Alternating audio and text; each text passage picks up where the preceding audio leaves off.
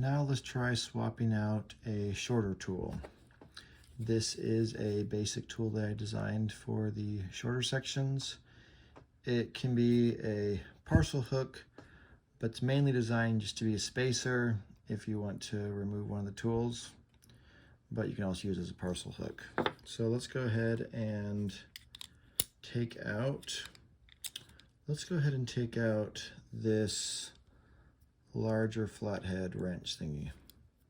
So once again, we're going to fold out the arm, take out the tool,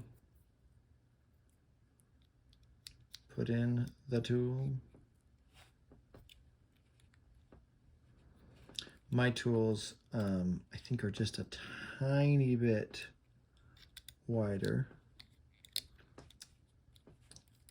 or thicker, I should say, but with a little bit of finesse, just about got it in there. Is that in there? Okay. They're a little bit thicker, They're made out of a stainless steel. There we go. So there's a little parcel hook.